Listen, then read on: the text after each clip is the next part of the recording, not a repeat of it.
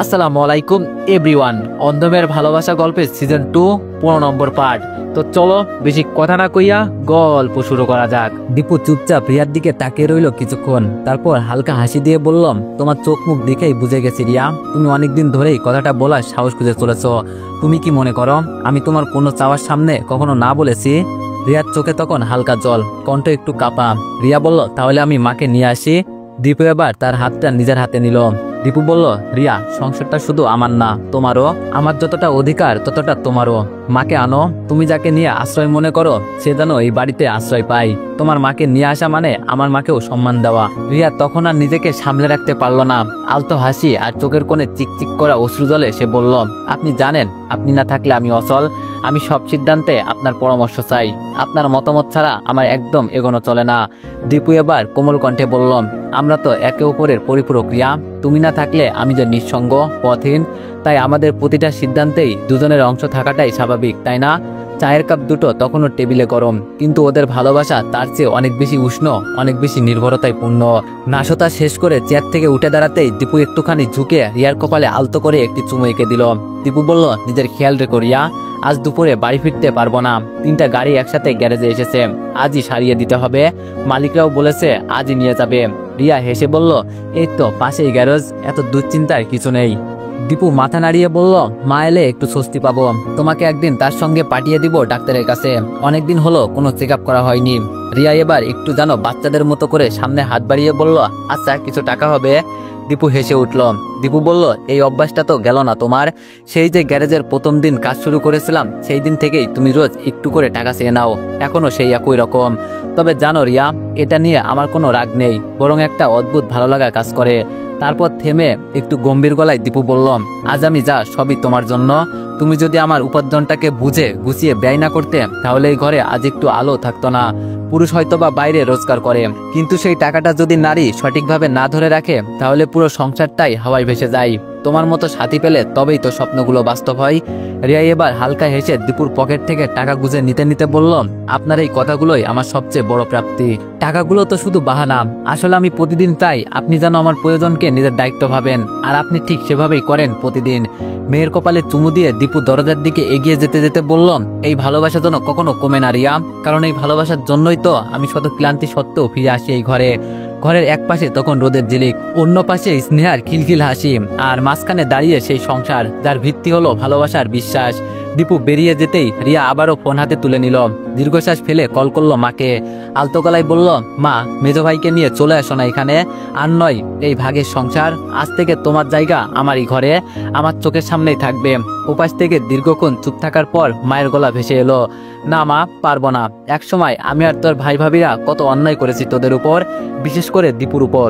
ওই মানুষটা এখনো কিছু মনে রাখিনি, কিন্তু আমার যে সারা জীবন লজ্জায় মাথা তুলে দাঁড়াতে কষ্ট হয়। রিয়া আবেগ চাপা কণ্ঠে বলল, মা, অতীতের পাপ বুকে বয়ে বেড়ালে তো চলবে না।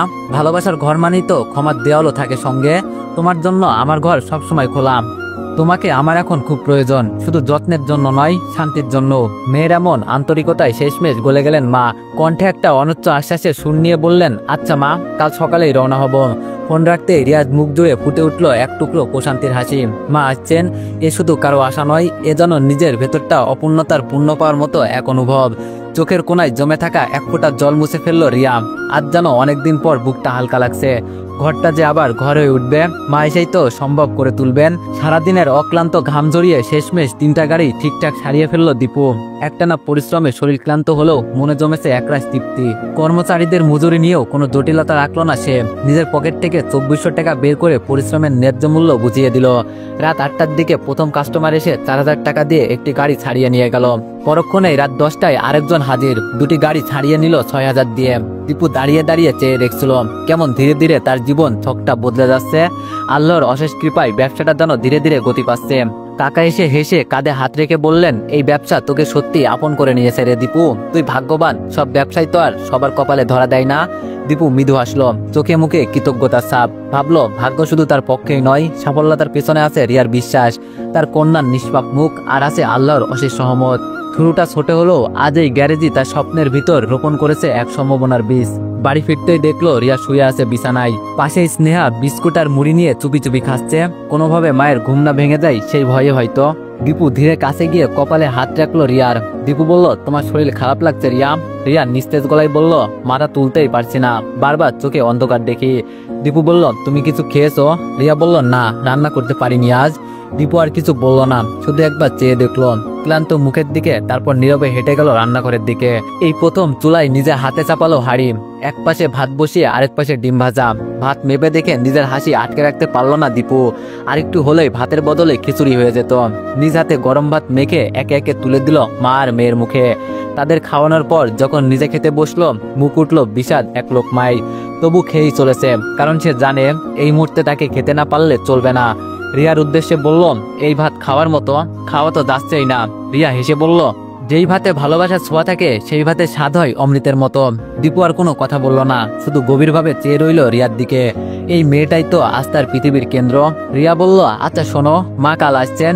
রিয়ার কণ্ঠে আশার আলো। দীপু মৃদু হাসলো, ক্লান্ত চোখে যেন স্বস্তির ছায়া নামলো। দীপু বলল, ভালো তো, তাহলে এবার নিশ্চিন্তে গ্যারেজে মন দিতে পারবো। দুই হাত দিয়ে মা আর মেয়ের মাথায় মায়াভরা স্পর্শ রেখে ঘুম পাড়ালো দীপু। তারপর নিঃশব্দে নিজেও শুয়ে পড়লো পাশে।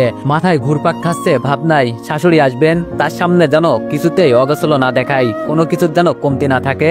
আহা, মা তো মাই হয়। তবু আমি চাই না রিয়ার মন খারাপ হোক। এমন কিছু যেন তার মনে না আসে যে আমি তার মায়ের আশাটা ভালো নজরে নিচ্ছি না। সকালে বাজারে গিয়ে নিজ হাতে বেছে বেছে সবজি মাছফল এনে রাখলো দীপু। ধীরে ধীরে সেগুলো গুছিয়ে রাখলো রিয়া। বিকেল নাগাদ বাড়ির দোরগোড়ায় দেখা মিলল সেই পরিচিত মুখটির। মা এলেন। সকল অভিমান কষ্ট সময়ের দূরত্ব ভেদ করে মেয়ের বুকে দূরে এসে বসলেন মা।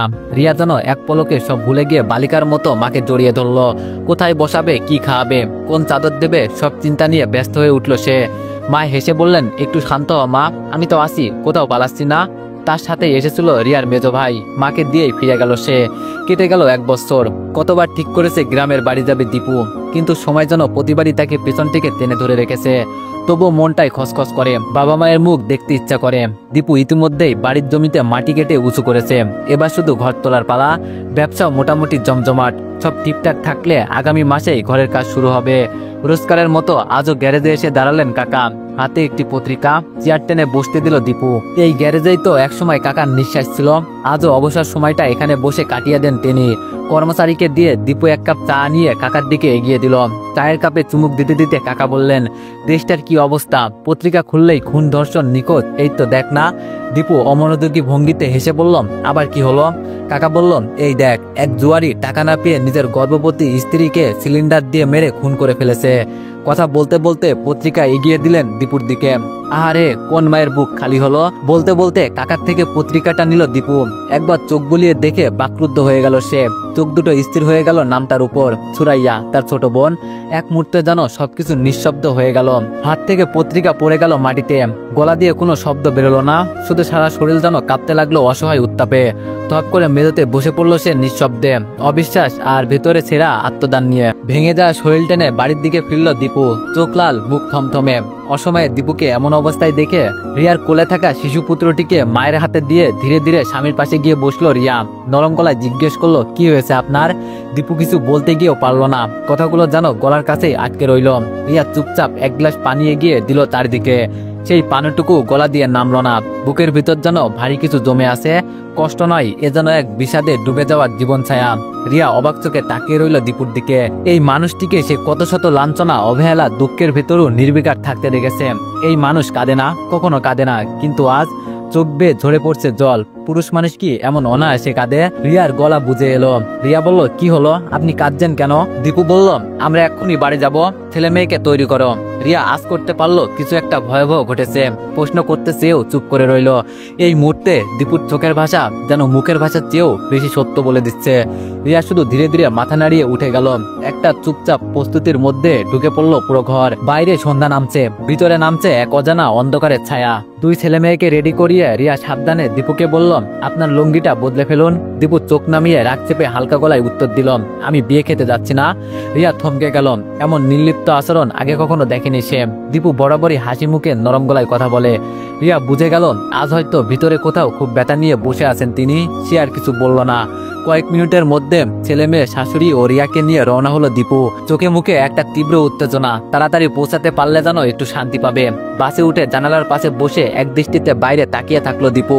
চারপাশে শব্দ, গতি, মানুষের কোলাহল, কিছুই যেন তার সত্তাকে ছুতে পারছে না। স্নেহা ছোট ছোট বাইনা একটার পর একটা খাবার চাইলো, মা এটা, বাবা ওটা, কিন্তু আজ যেন সেই কচি কণ্ঠের আবদার দীপুর কানে পৌঁছায় না। দীপুর চোখ বেয়ে নেমে এলো দুটি অশ্রুবিন্দু চুপিসারে, শব্দহীন। স্নেহা অবাক হয়ে তাকিয়ে থাকলো বাবার দিকে, নিজের ছোট ছোট হাত দিয়ে বাবার চোখ মুছে দিয়ে বলল, বাবা তুমি কেঁদো না। কিন্তু আজ যেন সেই শিশুর স্পর্শেও হৃদয়ের ভার হালকা হলো না। দীপু নিশ্চুপ, তার ভিতরে বাজছে এক অচেনা ব্যথার সুর। বুকের গভীরে জমে থাকা কষ্ট যেন ধীরে ধীরে জমাট বাঁধছে প্রতিটি নিঃশ্বাসে। রিয়া পাশ থেকে সাবধানে দীপুর দিকে তাকিয়ে রইল, মুখে কিছু বলল না, কিন্তু চোখে প্রশ্ন। এভাবে তো কখনো দেখিনি আপনাকে, কি এমন হলো যে আপনাকে এইভাবে ভেঙে দিল?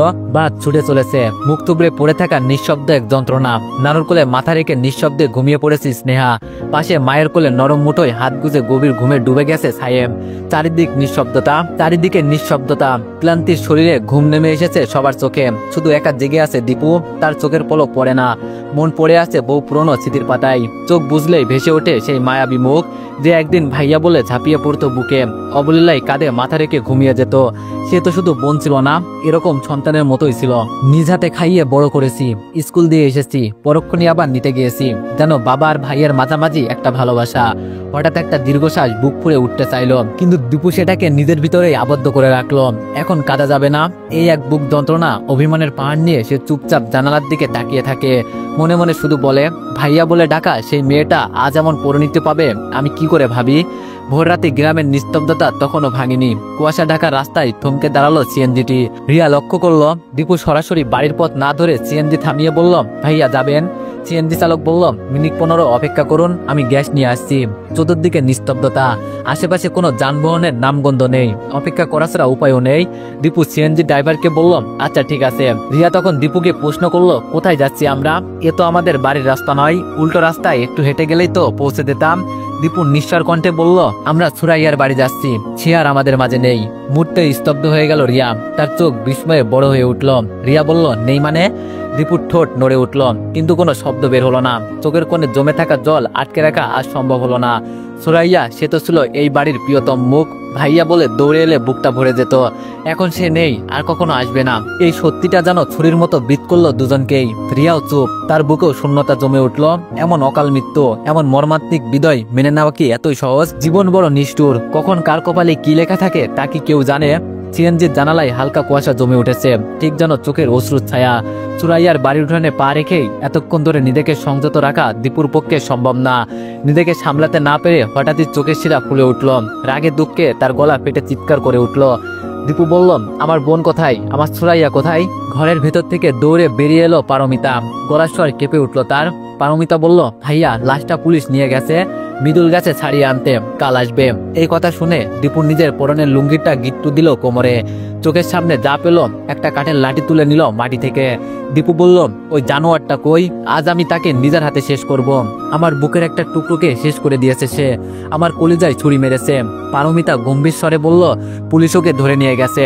কিন্তু দীপু শান্ত হলো না। সে ছুটে ছুটে বাড়ির চারপাশ ঘুরতে লাগলো। প্রতিবেশীদের এক এক করে সবার সামনে গিয়ে প্রশ্ন ছুড়ে দিচ্ছে, আপনারা দেখলেন, জানলেন, কিন্তু কিছু বললেন না, আমাদের পর্যন্ত জানানোর চেষ্টা করলেন না।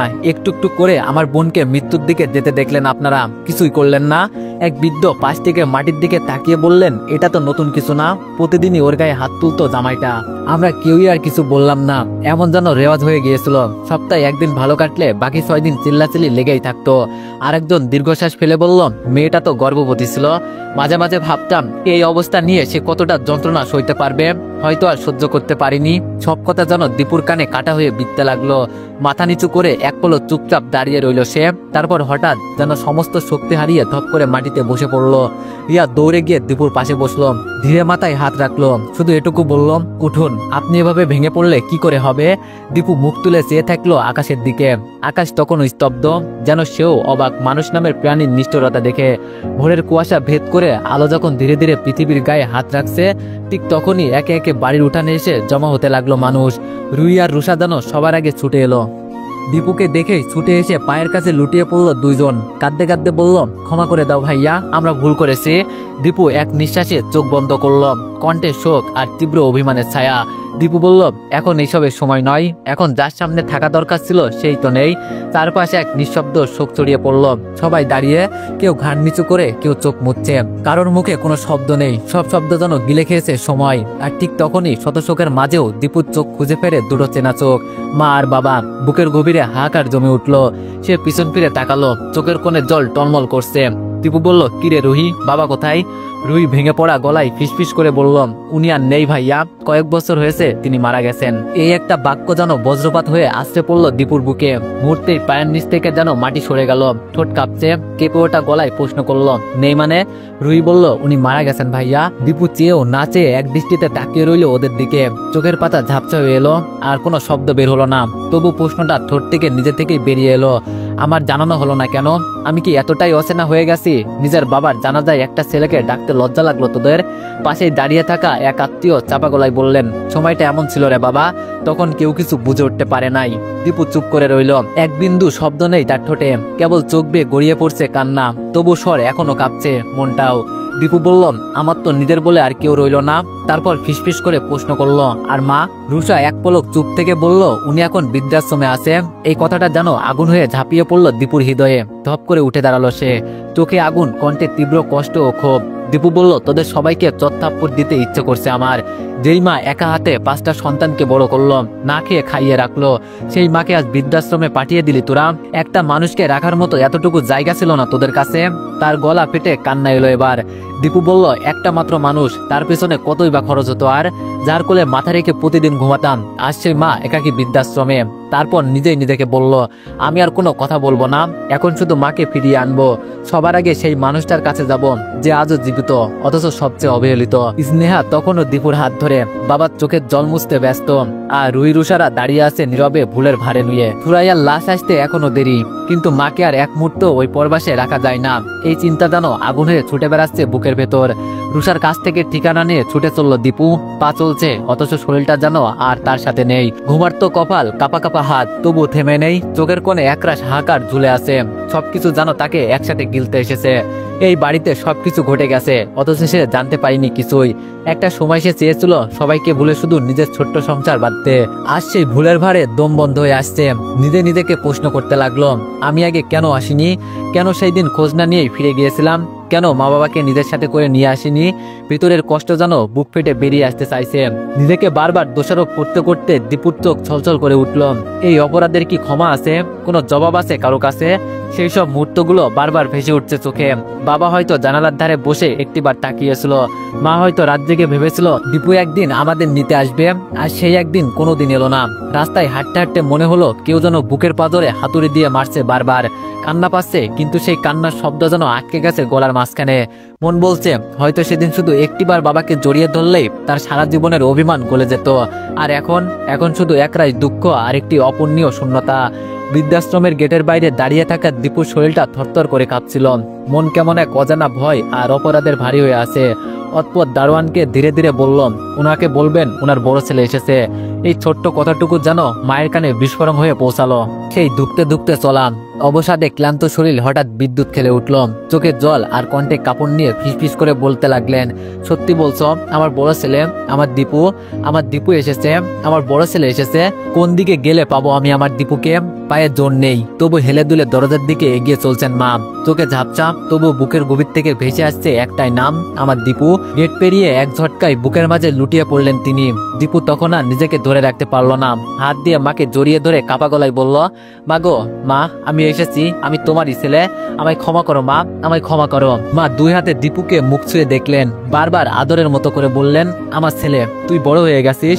তুই যে আমাকে নিতে এলি আমি জানতাম। সবাই ভুলে গেলেও তুই ভুলবি না। আমি জানতাম একদিন ঠিক আসবি, তুই আমায় নিয়ে যাবি, আবার সেই আগের মতো তোর বুকের ছায়ায় ফিরিয়ে নিবি আমায়। তো এভরিওয়ান, নেক্সট পার্টের জন্য সবাই অপেক্ষা করো। ধন্যবাদ।